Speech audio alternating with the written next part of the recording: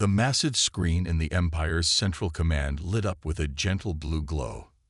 Admiral Ross stood before it, his golden uniform reflecting the light as his eyes narrowed at the new data streaming in.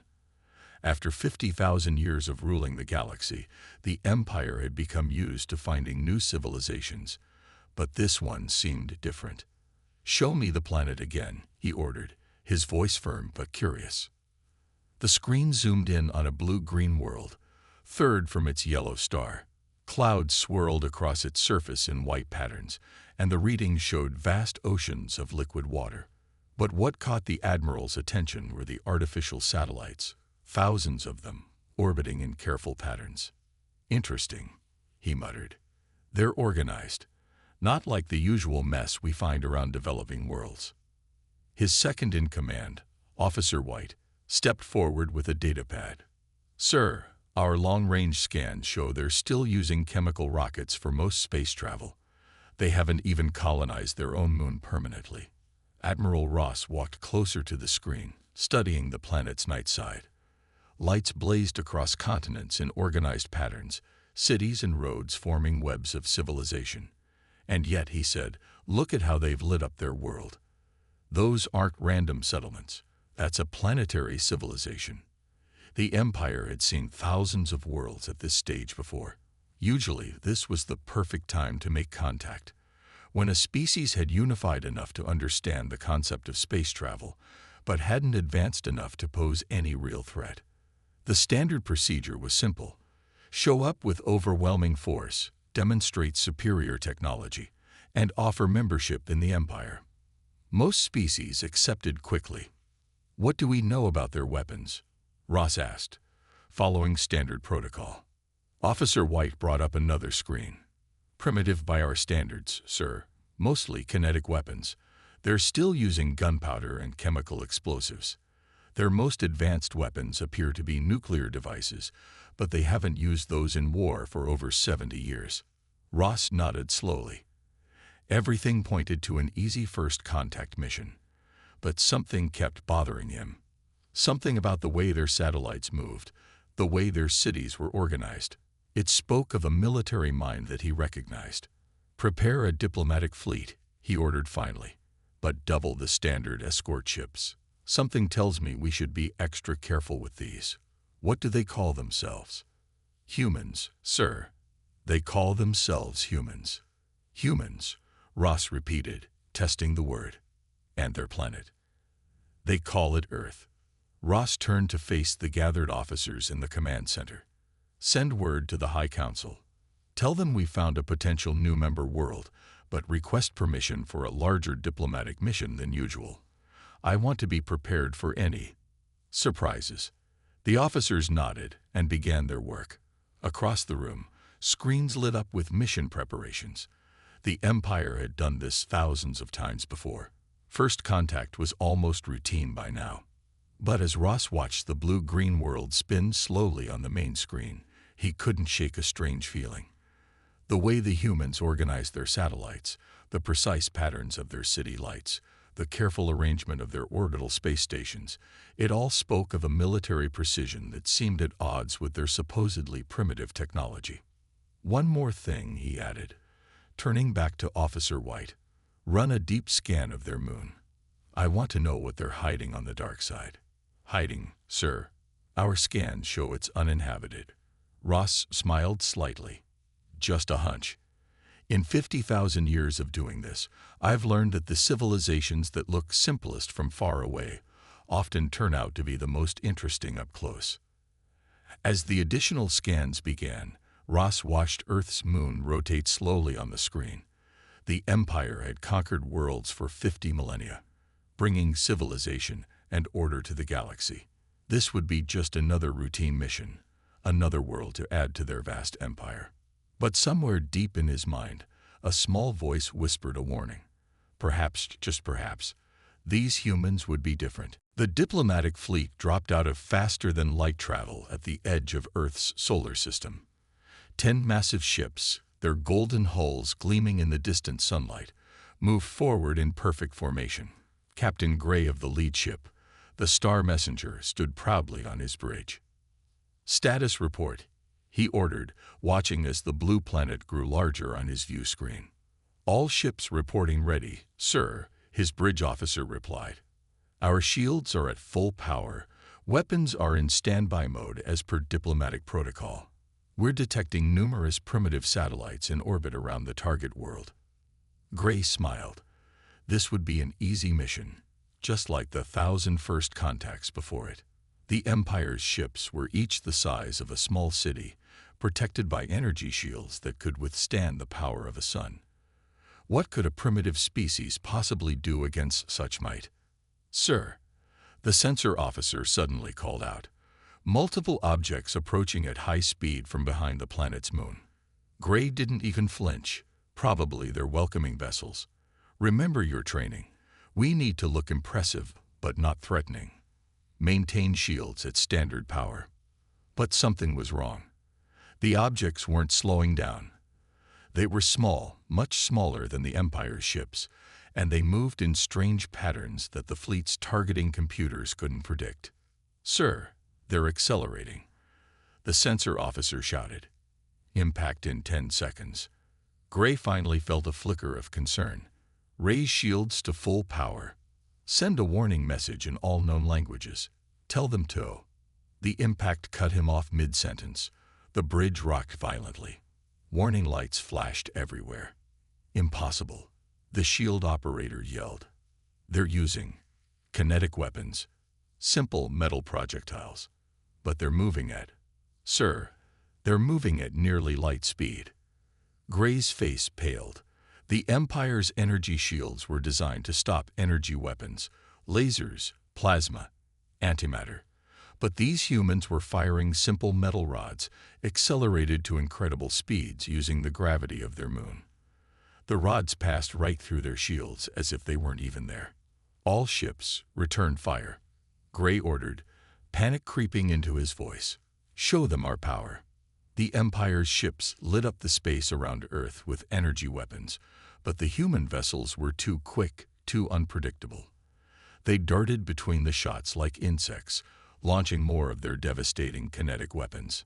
"Sir, we've lost the Star Herald," someone shouted. "The Star Warrior is reporting critical damage." Gray watched in horror as another Empire ship exploded, split in half by what their sensors said was nothing more than a piece of metal. How could this primitive species have turned something so simple into such a deadly weapon? "Launch fighters," he commanded, but it was too late. The human ships had closed in, and now they were launching smaller projectiles, millions of tiny metal balls that shredded through the Empire's finest ships like paper. "Send a message to Admiral Ross," Gray managed to say as his bridge crumbled around him. Tell him we were wrong. The humans, they're not primitive at all. The Star Messenger's bridge exploded before he could finish. Across Earth's orbit, the mighty diplomatic fleet of the Empire burned. Of the 10 ships that arrived, not one would return to tell the tale. Back on Earth, in a hidden command center deep under the Rocky Mountains, General West watched the battle end on his screens. Around him, officers and soldiers maintained their professional calm, but he could see the pride in their eyes. "Send word to all commands," he ordered quietly. "Operation First Strike successful. But stay alert. This was just their diplomatic fleet. When word reaches their empire—" He paused, looking at the debris of alien ships now orbiting his world. "When word reaches them, they'll come back. And next time, they won't come to talk." He turned to his staff, his face grim but determined. "Activate all defense grids. Contact our lunar bases. I want every magnetic accelerator cannon ready for round 2. The real war is about to begin." The Empire's High Council chamber had never been so quiet. 12 ancient members sat around a massive table made from crystal mined from 1,000 worlds. Above them, a hologram showed the complete destruction of their diplomatic fleet. Admiral Ross stood before them, his face tight with anger. 10 ships, he said quietly. 10 of our finest ships, destroyed by primitives using pieces of metal as weapons. The head counselor, his white robes shimmering with embedded stars, leaned forward. This is unprecedented.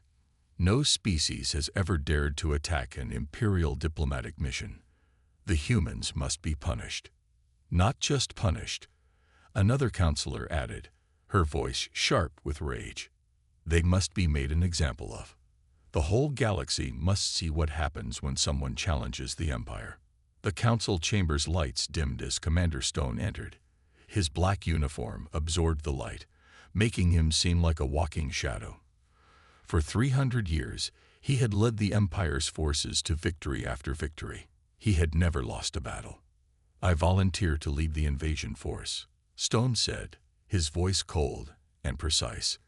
Give me command of the First Fleet, and I will turn Earth into a cautionary tale. The head counselor nodded slowly. The First Fleet, 5,000 ships. Isn't that excessive for one primitive world? Stone's laugh was without humor.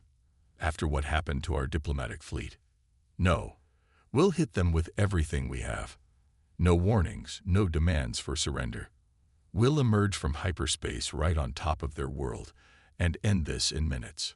Holograms appeared around the chamber, showing the First Fleet. Massive ships, each one capable of destroying a continent. Fighters by the millions, weapons that could crack planets. Look at their technology, Stone continued, bringing up images of Earth's cities and satellites. Chemical rockets, radio waves, primitive computers. They got lucky once, catching us by surprise. But against the full might of the First Fleet, they won't stand a chance. The council members looked at each other, then at Admiral Ross. You were right to be cautious in your initial assessment, the head counselor said. But now we will show these humans the price of defiance. Ross wasn't so sure. Something about those simple kinetic weapons bothered him. If the humans could think to use something so basic yet so effective, what else might they have planned? But his doubts didn't matter. The council had made its decision. Across the Empire's vast territory, ships began to move. The First Fleet assembled, its 5,000 ships forming a sphere large enough to blot out suns. At its center, Commander Stone's flagship, the Imperial Wrath, powered up its engines. Send the message to all worlds, the head counselor commanded. Let every species in the galaxy watch as we demonstrate why the Empire has ruled for 50,000 years. In his flagship's command center, Stone reviewed the battle plans one final time. The fleet would jump into Earth's system in perfect formation, surrounding the planet completely. Their shields would be modified to stop any kinetic weapons. Their sensors would be at maximum power to prevent any surprises. Status report, he ordered. All ships report ready, Commander, his bridge officer replied. The fleet is in jump formation. We can depart on your order. Stone smiled coldly. Let the humans have their one victory. Let them celebrate their clever trick with their primitive weapons. Soon, very soon, they would learn what real power looked like. Send one final message to Earth, he commanded. Tell them to look up at their sky tomorrow. Tell them to watch as their world ends. The First Fleet's engines lit up like a new constellation. In perfect unison, 5,000 ships prepared to jump. The Empire's greatest fleet, led by its greatest commander, ready to erase humanity's brief moment of defiance from history. The age of humans was about to end. Or so they thought. The First Fleet appeared in Earth's solar system like a storm of metal and light. 5,000 ships arranged in a perfect sphere around Earth, their weapons ready to fire. Commander Stone stood on his bridge, ready to give the order that would end humanity. But Earth was empty. No satellites, no space stations, no defense platforms. Even the moon looked abandoned. Report, Stone demanded, his voice showing the first hints of uncertainty. Sir, we're detecting no human activity in orbit, his sensor officer replied. No ships, no stations, nothing. Wait, getting some strange readings from the asteroid belt. Suddenly, every asteroid between Mars and Jupiter lit up with energy readings, thousands of them, all moving at once. The humans hadn't retreated. They had been waiting. Evasive action, Stone shouted, But it was too late. The asteroids accelerated, pulled by engines humans had hidden inside them years ago. Each one was aimed at a different Empire ship, guided by simple but effective computers. The humans had turned the entire asteroid belt into a weapon. Shields at maximum. Stone ordered, "Return fire." The Empire's ships fired their energy weapons, destroying hundreds of asteroids. But there were thousands more. And behind them came Earth's real fleet, ships that had been hiding in the shadow of the asteroids, using their mass to mask their presence. Admiral Jane's voice broadcast across all frequencies. "Welcome to Sol System, Commander Stone. We've been expecting you." The human ships were ugly by Empire standards. Blocky, covered in armor, no smooth lines or golden hulls. But they moved with incredible speed and precision, darting between the Empire's formation, breaking up their perfect sphere. "They're using our own gravity wells against us," Stone's tactical officer shouted. The humans had studied the Empire's shield technology from the destroyed diplomatic fleet. They knew the shields created artificial gravity fields, and they were using those fields to slingshot their ships and weapons to impossible speeds. Stone watched in horror as his perfect formation fell apart. Human ships would approach an Empire vessel, use its gravity well to accelerate, then launch their weapons at the next target using that extra speed. Each human ship became a weapon itself, using the Empire's own technology against them. "Launch all fighters," Stone commanded. Millions of Empire fighters poured out of the capital ships, but the humans were ready for this too. They activated hidden weapons in Earth's orbit, simple electromagnetic pulse devices that played havoc with the fighters' delicate systems. "Sir, we're losing ships," the tactical officer reported. "The humans, they're not just fighting us. They're studying us. Every time we adapt, they change tactics. They're learning our patterns faster than our combat eye can learn theirs." Stone gripped his command chair as his flagship shook from another impact. How could these primitives be doing this? His perfect fleet was being torn apart by creatures who had barely reached their own moon. In her command ship near Mars, Admiral Jane coordinated the human defense. Screens showed the battle from every angle, and she smiled as the Empire's formation continued to break down. "Launch Phase 2, she ordered. From behind Mars came humanity's secret weapon, massive electromagnetic railguns, built into the planet's crust. They had hollowed out parts of the red planet itself, turning it into the biggest weapon in human history. "Final warning to all Empire ships," Jane broadcast. "You've seen what we can do with asteroids and simple physics. The next demonstration will use an entire planet. Retreat now or face the consequences." Stone stared at his tactical display in disbelief. His perfect sphere of ships had been transformed into a chaotic mess. A third of his fleet was already destroyed or disabled. And now the humans were threatening to weaponize Mars itself. "Status report," he demanded, his voice shaking for the first time in 300 years. "Sir," his tactical officer replied quietly, "we're losing." The Battle of Mars would be remembered for 1,000 years. The red planet hung in space like a giant eye, watching as humanity changed the course of galactic history forever. Commander Stone's remaining ships tried to regroup, but it was already too late. The humans had captured 3 Empire vessels intact, and what they did next shocked even Admiral Ross, who watched the battle from the Empire's central command. "Sir," his aide reported, "the humans, they're already flying our ships." Ross stared at the screen in disbelief. "Impossible. It takes years to learn our control systems. The AI alone takes months to interface with a new pilot." But the impossible was happening. The captured Empire ships moved through space with the same unpredictable patterns as the human vessels. Somehow, in the middle of battle, human engineers had not only figured out how to control the ships but had improved them. On her command ship, Admiral Jane received the news with a grim smile.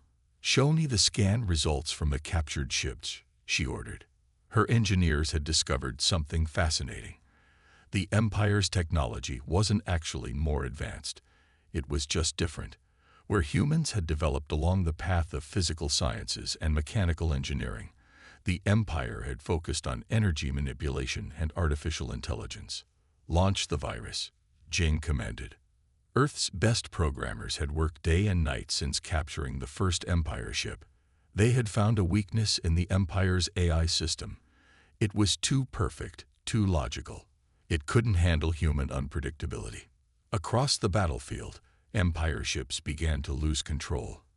Their AI systems, infected by human-made viruses, couldn't cope with commands that didn't follow their logical patterns. Ships crashed into each other or fired at their own allies. Stone watched in horror from his flagship. "Shut down all AI systems," he ordered. "Switch to manual control." But his crews had relied on AI for so long that many had forgotten how to fly their ships manually. The mighty First Fleet, pride of the Empire, was reduced to chaos. Then Mars spoke. The electromagnetic railguns built into the planet's crust fired as one. Each shot was a simple metal rod, but accelerated to near light speed by the power of an entire planet.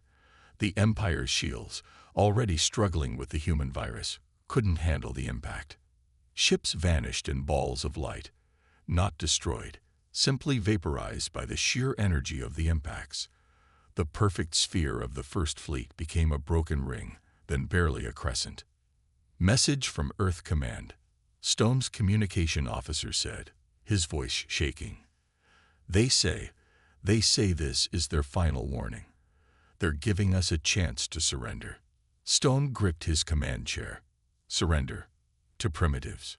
The Empire had ruled space for 50,000 years. They had conquered 10,000 species. They had technology that could move stars. And they were losing to humans who had only just reached their own moon. Admiral Jane's voice came over all channels again. "Your ships are crippled. Your AI is compromised. You've lost half your fleet. Surrender now, and we'll let the survivors return home. Continue fighting, and we'll show you what else we've learned from your captured ships." In the Empire's Central Command, Admiral Ross watched the battle with a mixture of horror and admiration. The humans hadn't just beaten the Empire's greatest fleet. They had taken its technology and mastered it in days. "Send word to all Empire worlds," he said quietly. "The humans, they're not like the others. They don't think like us. They don't fight like us. And they learn faster than anything we've ever seen." Back at Mars, Commander Stone faced the hardest decision of his 300-year career. His perfect record was shattered. The First Fleet was in ruins. And the humans were still coming, now flying captured Empire ships as if they'd built them themselves. For the first time in the Empire's history, a full fleet commander gave the order to surrender. The Empire's High Council chamber was silent again, but this time with fear rather than anger. The hologram showing the destruction of the First Fleet played one final time before fading away. "In 50,000 years, the head counselor said quietly, nothing like this has ever happened." Admiral Ross stepped forward. "The humans don't just fight differently, they think differently. When we capture a new species technology, we study it for years before trying to use it.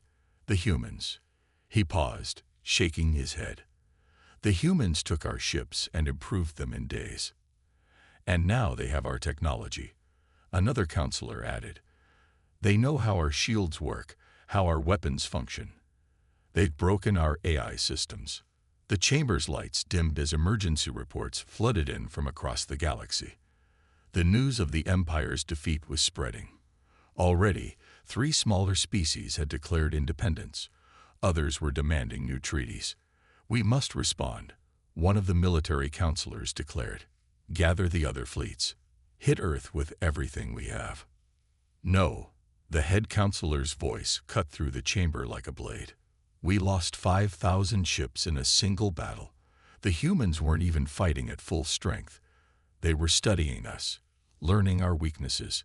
If we attack again—" He didn't need to finish the thought. Everyone had seen how quickly humans adapted, how easily they turned the Empire's own strength against them. "Send the message," the head counselor commanded. "To every world every species, every corner of the galaxy.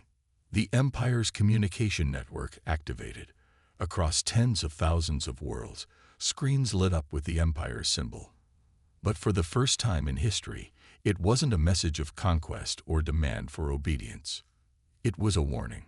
To all spacefaring races, the head counselor's voice rang out across the stars. This is an official advisory from the Empire. The species known as humans, located in the Sol system, are hereby declared a Class 1 civilization. The chamber erupted in shocked whispers. In 50,000 years, no species had ever been given that classification. The message continued. Their home system is now designated as restricted space. No military vessels are to enter their territory. No technological exchanges are to be attempted without explicit human approval. They have demonstrated the ability to adapt and improve any technology they encounter at an unprecedented rate. Admiral Ross watched as the message was translated into 10,000 languages, broadcast to every corner of known space. The empire that had conquered galaxies was now warning others to stay away from a single species that hadn't even colonized their own solar system yet. In the following days, intercepted communications revealed the true depth of the Empire's fear. Reports described humans as technology vampires, capable of taking any advanced system and turning it into something even more powerful. Stories spread about how they had turned asteroids into weapons, a planet into a gun, and captured ships into improved versions of themselves. The Empire's military leaders were especially troubled by human unpredictability. They don't follow logical patterns, one report stated. When faced with superior technology, they don't try to match it. They find completely new ways to defeat it. They turn simple physics into weapons more powerful than our most advanced systems. In a secure chamber deep beneath the council room, the Empire's highest leaders made another decision. For the first time ever, they ordered their research divisions to start studying primitive technology. If humans could turn simple kinetic weapons into fleet killers, what other basic principles had the Empire overlooked in its rush toward energy weapons and AI? The warning spread across the galaxy. Humanity was not to be underestimated. They were not to be provoked. And above all, they were not to be given access to any new technology, because no one could predict what they might turn it into. The age of the Empire's unchallenged rule was over. The age of humanity had begun. 5 years after the Battle of Mars, the galaxy was a very different place. Admiral Jane stood on the observation deck of humanity's first diplomatic station, built at the edge of the solar system. The station was a perfect blend of human ingenuity and Empire technology, but improved in ways that made Empire engineers shake their heads in disbelief. "Status report," she requested, watching as another alien ship approached. "Third diplomatic mission this week," her aide reported. "This one's from the star clans of the Outer Rim. They're offering trade rights in exchange for human engineering consultation." Jane smiled. The Empire's warning about humanity had backfired spectacularly. Instead of frightening other species away, it had made them intensely curious. Everyone wanted to see these humans who had defeated the undefeated Empire. In Earth orbit, the changes were even more dramatic. Shipyards stretched for miles, building vessels that combined the best of human and Empire technology. But humans hadn't abandoned their primitive ways. Every new ship still carried kinetic weapons alongside energy beams. "Message from Mars Command," the aide announced. "The terraforming project is ahead of schedule."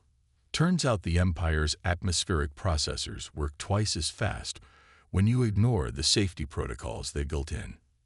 That was the human way.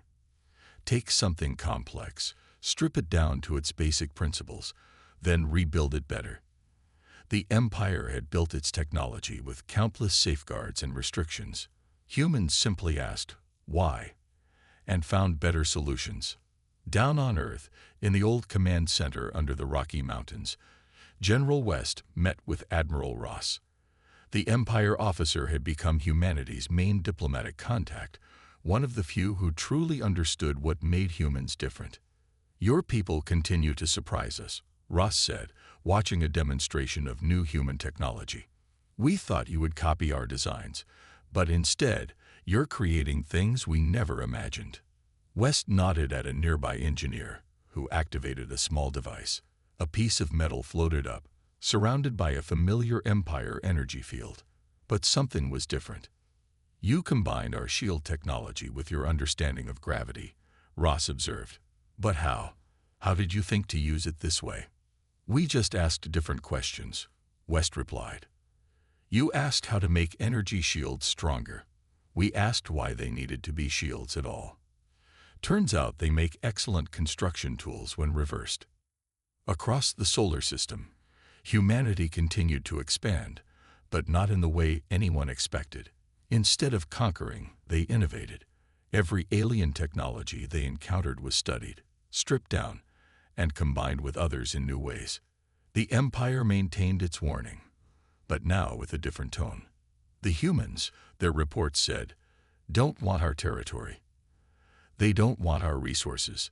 They want our ideas, and they'll improve them faster than we can understand how. In the years that followed, a new balance emerged. The Empire remained powerful, but no longer unchallenged. Humanity established itself as a different kind of force. Not an empire of conquest, but an empire of innovation. Other species began sending their brightest students to Earth to learn the human way of thinking. The Empire found itself studying human methods, trying to understand how they could look at the same problems from completely different angles. Back on the diplomatic station, Admiral Jane received news that made her laugh out loud. The Empire's Science Council, her aide reported, has formally requested human assistance in reviewing their basic technology principles. They want to know what else they might have missed in 50,000 years of looking at things the same way. Jane walked to the window, watching the stars. Humanity had gone from a primitive species to a galactic power in just 5 years. Not through conquest or superior technology, but through their unique way of looking at the universe. Send them our standard reply, she said with a smile. We're always happy to share ideas. After all, that's the human way. Take something good, make it better, then share it with everyone who wants to learn. The Empire's era of unchallenged rule was over. The age of human innovation had begun, and the galaxy would never be the same.